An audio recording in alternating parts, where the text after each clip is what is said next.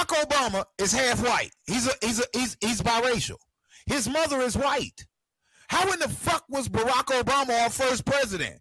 John Hanson was actually the first black president before the incorporation of the United States of America, and there was 12 after him. There was 13 melanated presidents before melanated real presidents before the first incorporated president. Now, there's just one problem with what Tyra said just now. The problem is that reality exists. What you see in front of you is a bunch of pictures of cameras and how they've evolved over the years. The top left one that's circled in red is the first camera that was invented. That camera is gonna debunk everything Tyra just said, and here's how. This is a picture of John Hanson, the man Tyra claims to have been the first American president, the first melanated / black American president. This picture was taken, or this photograph was taken between 1856 and 1858 by a man named Augustus Washington. This picture was verified and is stored in the Library of Congress. These are the Articles of Confederation. They were first written in 1777 and lasted throughout 1781. This is what the United States operated under until the Constitution came into play. Now, Tyra says that the first melanated black American president operated during and under the Articles of Confederation. But if John Hanson is that man, and he lived from 1791 until 1860, there is no way that he operated under the Articles of Confederation, being as he was born 10 years after the Articles were no longer in use. Also, this is a picture of John Hanson. A picture of John Hanson. The picture was taken in 1856. 1856. Okay, so unless that is not the John Hancock he is talking about. The other John Hancock is a white man from Maryland. This is his portrait. And he lived from 1721 to 1783. Why is there a portrait of this John Hanson? Because there were no cameras around.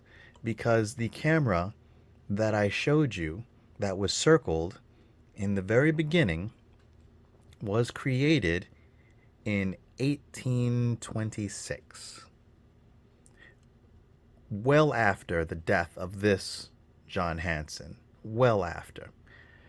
Now, the other John Hanson that he's talking about, for him to get photographed like that, the camera will have been around for a little ways. Like I said, the picture, or like the Library of Congress said, that picture was taken in 1856, during which time we were already running under the Constitution. So it's impossible for that man to have taken that picture and served as the first president unless he is like the Highlander and he is immortal. In addition to the fact that he was born at the wrong time, there was something else that was in his way, preventing him from being the first U.S. president. Slavery.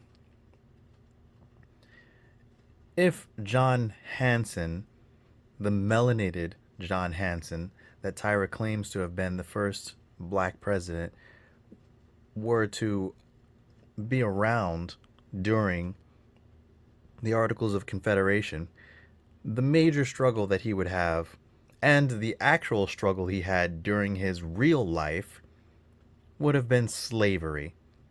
There's no way he could serve in any type of office as a slave. So, once again, Tyra proves that he will eat up any sort of BS information given to him, not verify anything, not look for any sort of proof, but run with it. Run with it until he decides himself that it is no longer valid. Maybe if he sees this, he might change his mind. He might stop spewing garbage out of his mouth, but not likely.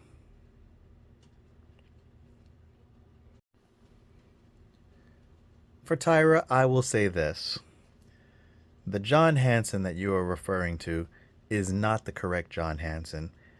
And the very idea that 12, not one, but 12 American presidents would have served during slavery is utter nonsense. Make that make sense. If there's just one thing you can count on an American knowing about U.S. history, in fact, many non-Americans as well, it's that George Washington was the first president of the United States. And if there's a second thing, it might be that the nation was founded in 1776. But that leaves an odd 13-year gap between when the United States began and when George Washington was elevated to the highest office in the land.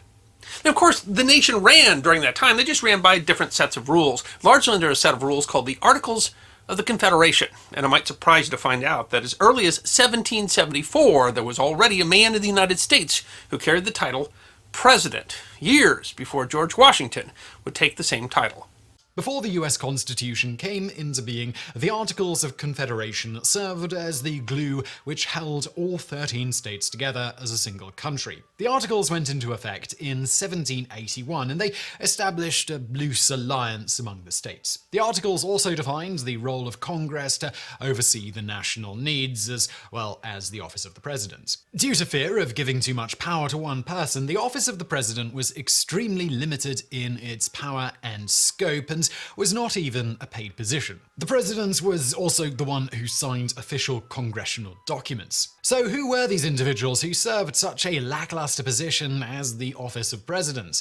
The first president of the United States under the Articles of Confederation was John Hanson from Maryland. His term began in 1781 and ended in 1782. He first attempted to resign directly after being elected. With so little power given to the office and no pay to boot, few really wanted the position over political officers in their home states. However, ultimately a quorum could not be reached to name a successor, so he decided to stay on as president. Being the first full-term president under the Articles of Confederation meant that he oversaw programs that helped to establish daily life in the new country. For instance, Hanson held the position of president when the government started on the road to creating what would become the US Post Office and the National Bank.